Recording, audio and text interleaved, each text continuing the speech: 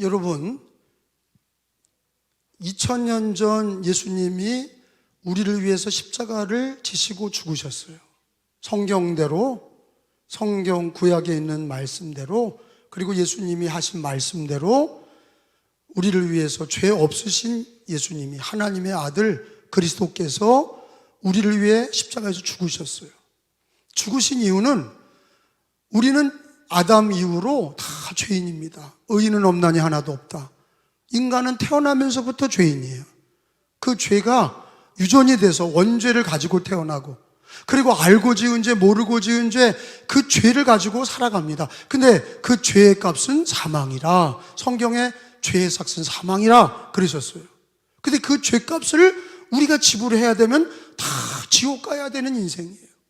그런데 하나님이 세상을 이처럼 사랑하셔서 독생자 예수님을 우리에게 주시고 주 예수를 믿어 구원받는 은혜를 열어주셨어요.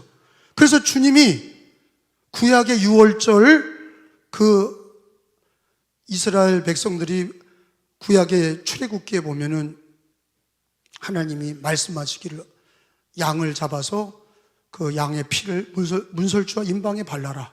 그러면 하나님께서 유월절에 천사를 보내서 피가 있는 집은 유월 넘어가고 저주하지 아니하고, 피가 없는 집은, 그 언약의 피가 없는 집은, 어린 양의 피가 없는 집은 천사가 장자를 죽이는, 그래서 왕으로부터 모든 짐승의 초태생을, 장자를 다 멸하고 죽었어요.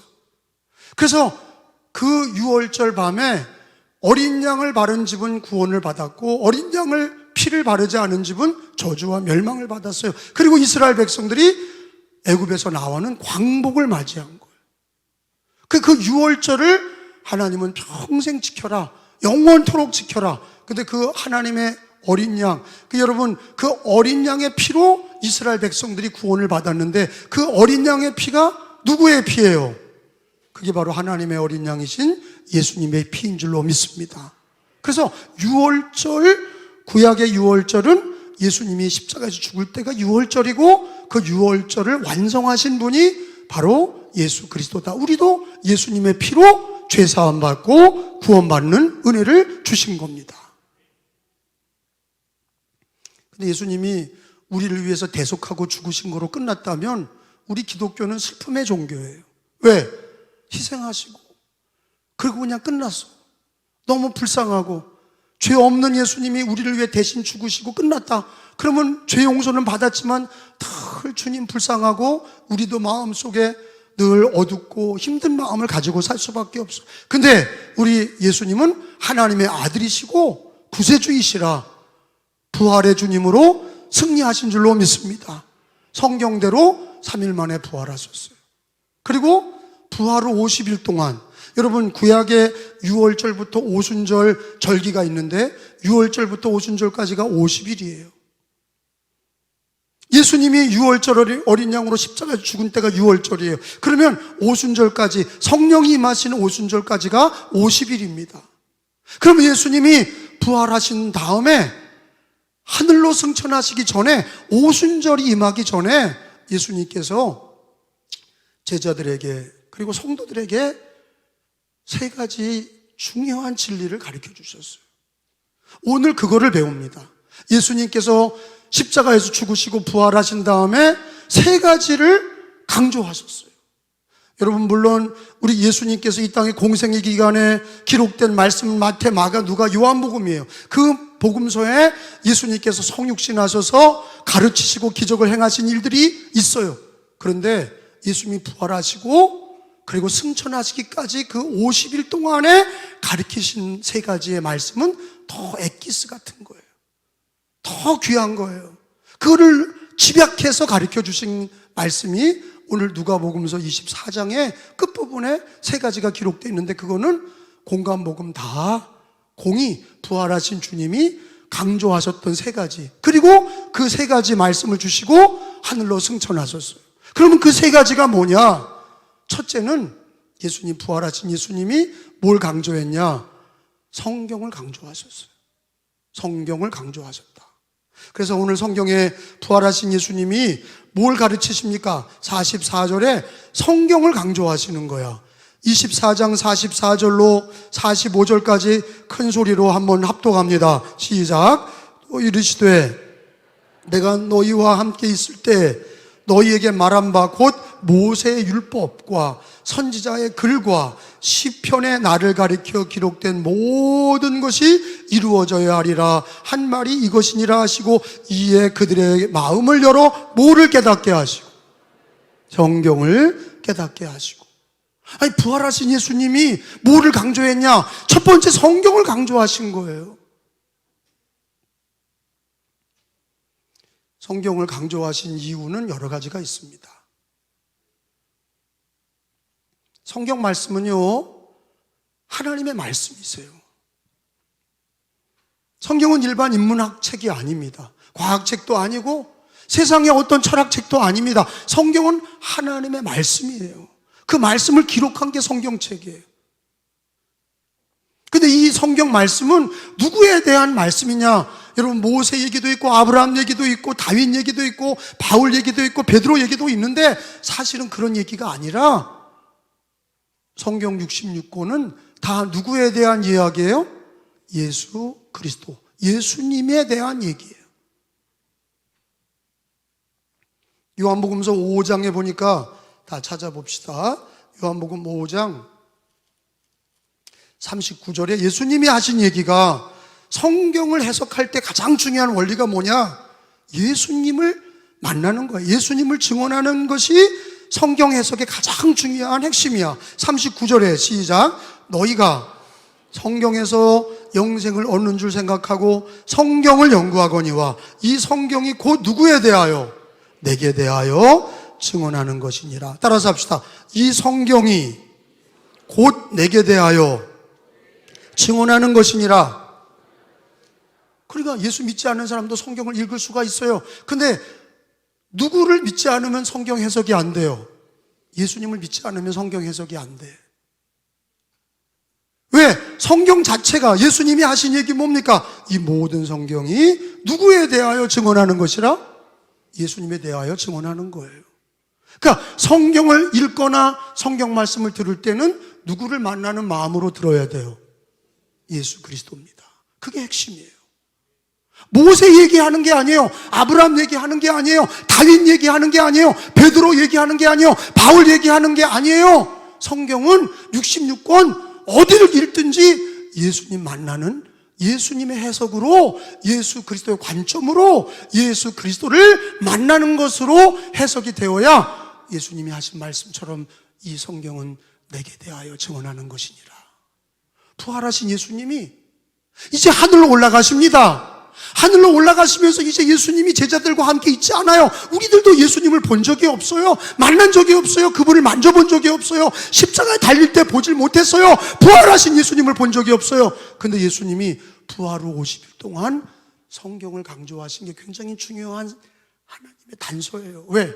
성경을 통해서 예수님 믿고 성경을 통해서 신앙생활하는 거를 부활하신 예수님이 가르쳤단 말이지. 그게 핵심이에요.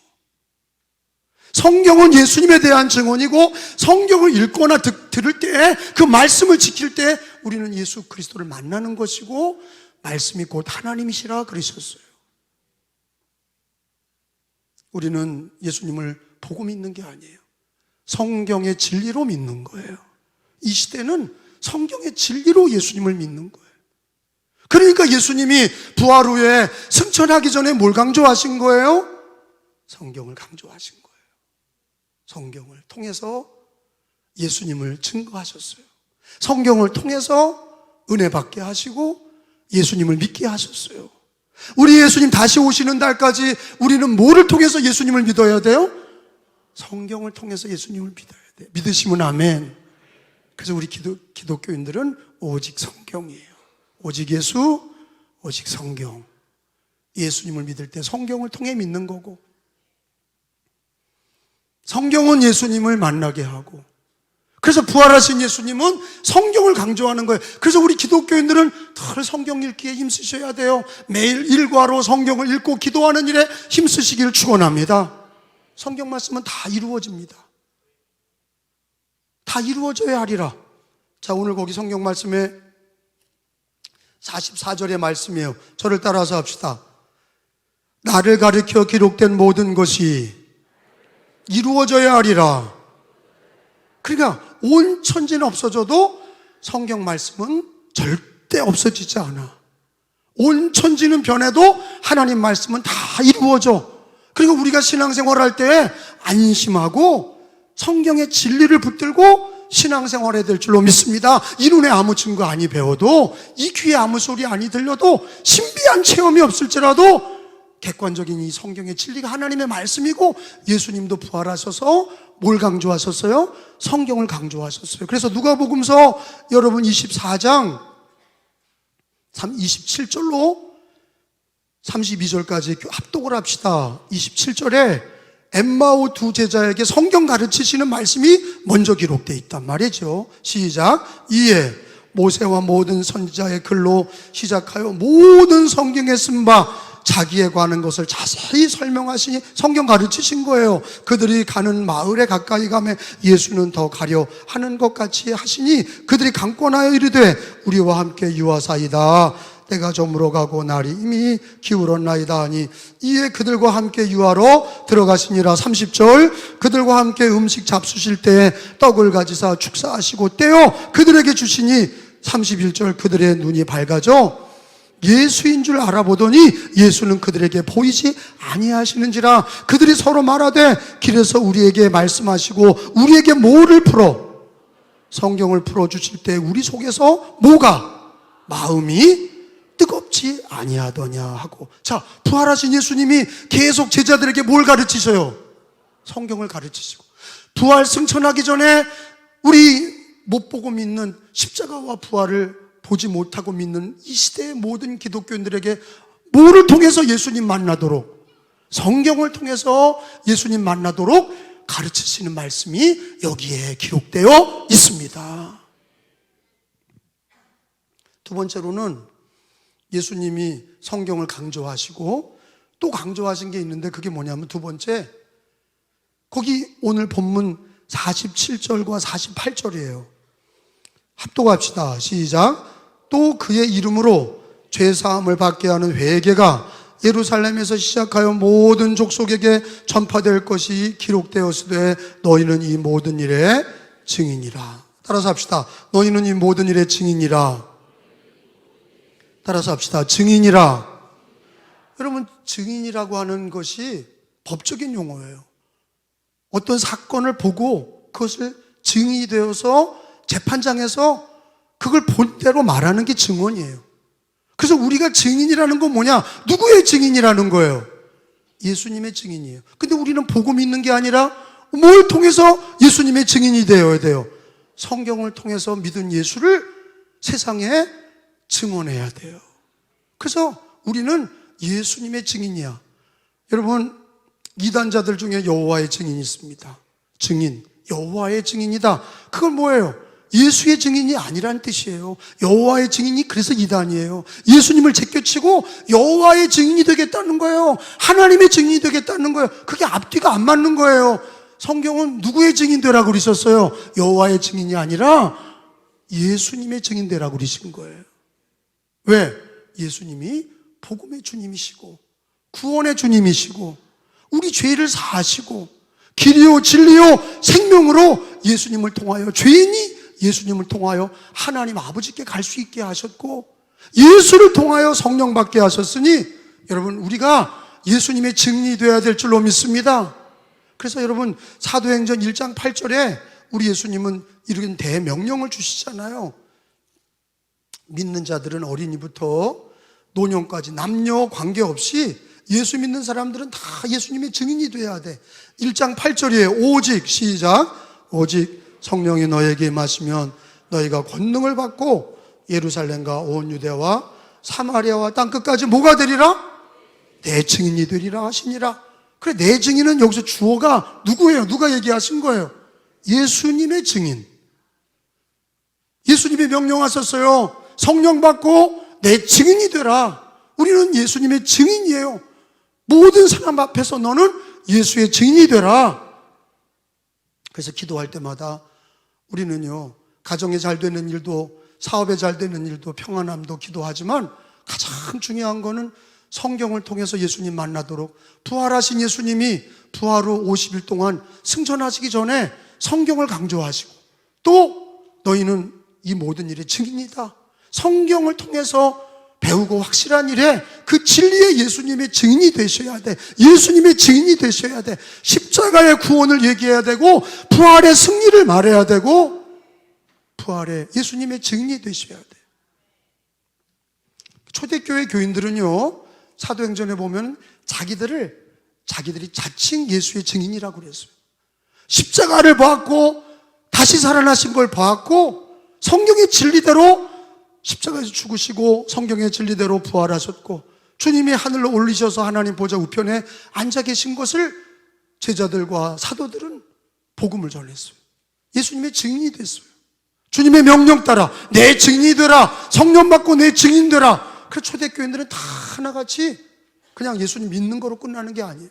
우리는 종교가 뭡니까? 기독교입니다. 난 주일날 교회 갑니다. 끝. 그게 아니라 평생을 예수의 증인 되기 위해서 기도했어요. 여러분, 우리는 예수님의 증인 되기 위해 기도하셔야 돼요. 초대교인들은요, 자기 스스로 예수님의 증인이다, 이 일을 얘기했어요. 사도행전 3장 15절에 같이 읽어봅니다. 사도행전 3장 15절에 초대교인들은 예수님의 십자가의 죽음과 부활의 증인이다, 이렇게 얘기했어요. 15절에 시작. 생명의 주를 죽였도다. 그러나 하나님이 죽은 자 가운데서 그를 살리셨으니 우리가 이 일에 뭐라? 예수님의 십자가와 부활의 증인이라고 초대교인들은 자기들을 그렇게 얘기했어요. 따라서 합시다. 예수님의 증인. 여러분, 우리들은요, 하루 종일 얘기해도 자기 얘기만 하고 자식 얘기하고 가정 얘기하고 그러는데, 기독교인은 뭔가 달라야 돼. 기독교인은 예수님의 뭐가 돼야 되니까? 증인돼야 되니까, 여러분, 우리는 기도와 예배를 통해서 예수님을 증언해야 되고, 또 복음 전도를 통해서 예수 그리스도를 증언해야 돼. 그게 증인이에요. 예수님의 증인 되시길 축원합니다. 여러분, 이 어려운 시대 예수님의 증인이 뭡니까? 로마의 핍박 시대. 이번에 제가 성지순례 선교사님들과 함께 성지순례를 갔다 왔어요. 근데 그 튀르키예는 대부분 소아시아 7교회가 있습니다. 에베소, 골로새서 이런 교회들이 다, 라오디게아 교회, 서모나 교회 다 거기 튀르키예에 있어요. 성지순례는 이스라엘도 가지만, 그리고 복음이 전파돼서 교회가 세워진 터키, 튀르키예를 대부분 갑니다. 거기에 많은 사도들이, 바울과 베드로는 로마에 가서 순교하셨어. 그리고 그 선교지 튀르키예에서는 요한도 거기서 죽었고, 누가도 순교했고, 빌립도 거기서 순교했고. 근데 이 사람들이 다 유대인들이거든요. 왜 자기 고향에서 죽지 않고 왜 다 튀르키예에 나와서 죽었나? 왜 다 로마에 가서 죽었나? 그 이유는 뭐 하다가?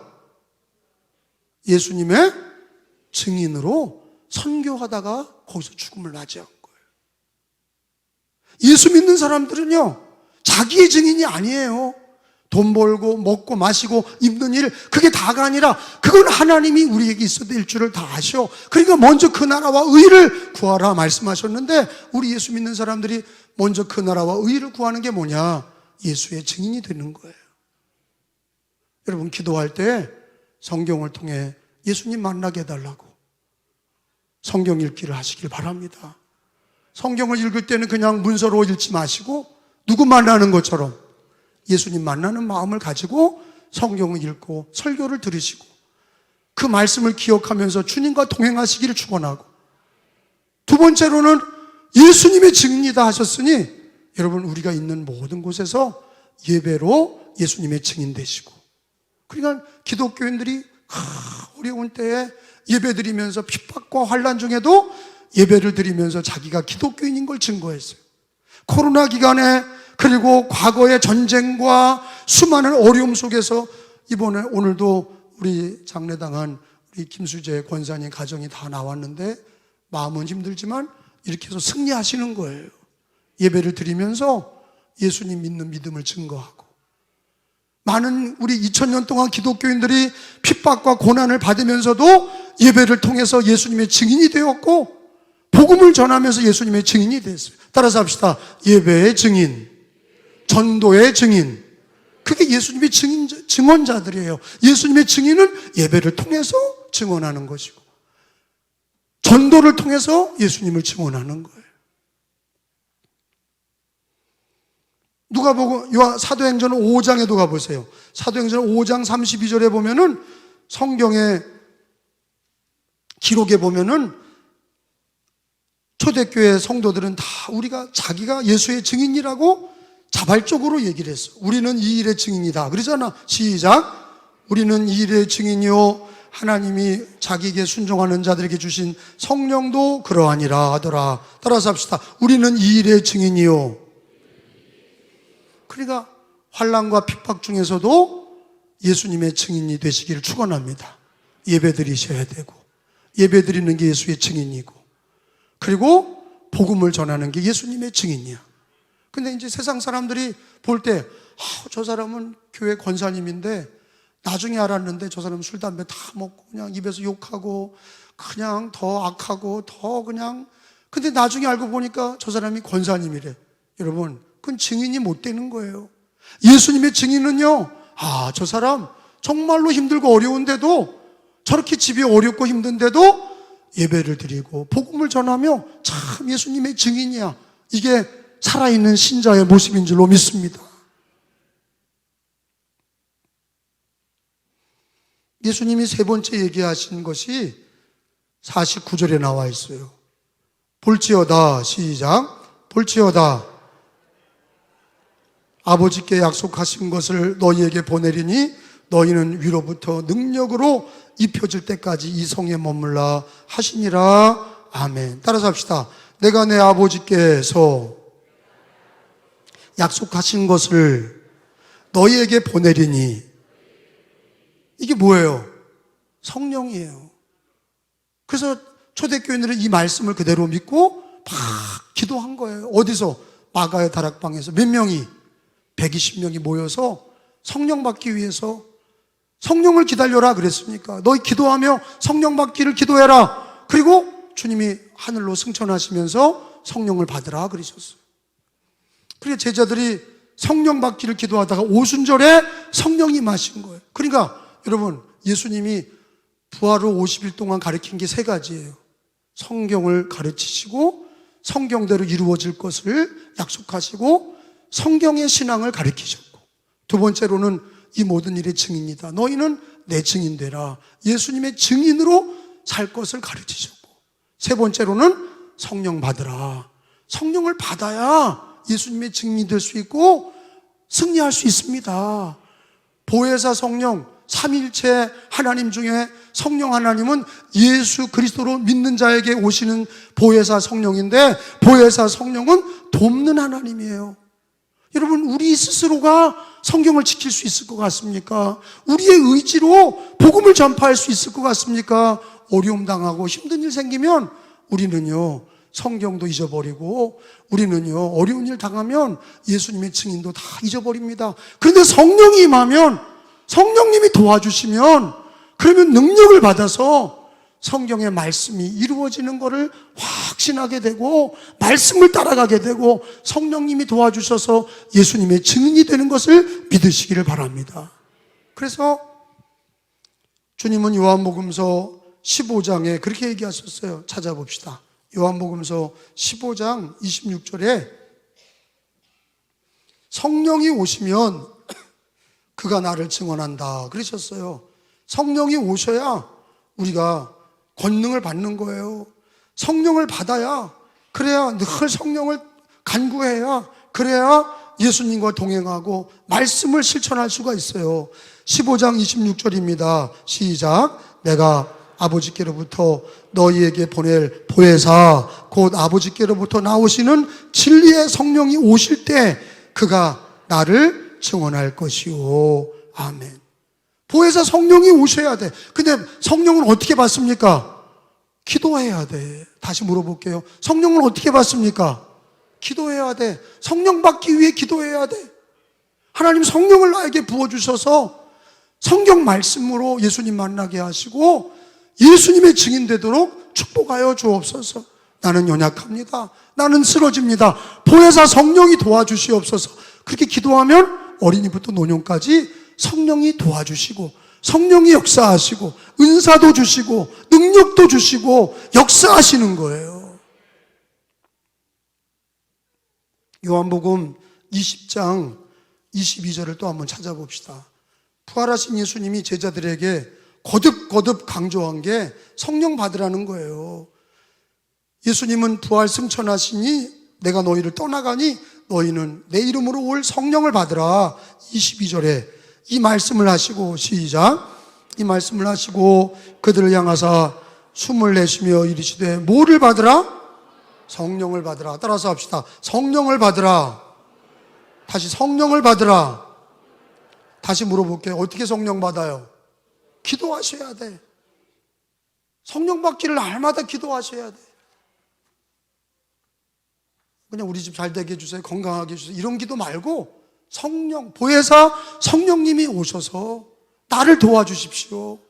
연약한 나에게 보혜사 성령님이 오셔서 그렇게 간절히 기도하면 다 오셔요. 다 보혜사 성령님이 도와주셔요. 주님의 이름을 불러야 돼. 보혜사 성령을 간구하셔야 돼. 그래야 도와주셔요.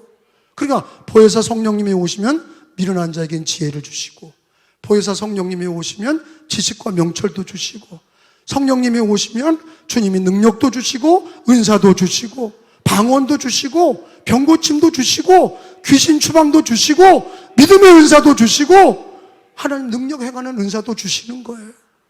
초자연적인 역사가 성령이 임하실 때 가능한 거예요. 그러니까 지금은요, 이성적 신앙만 남아있어요.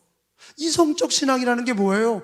자기가 그냥 믿는, 머리로 믿는 정도의 신앙이니까 어려움이 오면 다 쓰러지는 거예요. 그래, 이성적 신앙과 합리적인 신앙은 오래가지 못해. 그 이실론이라고 그러잖아요. 이성적 신앙은 좋은 게 아니에요. 머리로만 예수 믿고 그 모태 신앙들이 다 못하는 거야. 성경은 아는데 그게 능력이 되질 못해. 왜? 성령의 역사가 없는 거야. 성령의 역사가 없는 거예요. 개종한 사람들은요, 귀순용사들 아니에요. 개종한 사람들 귀순용사들이에요.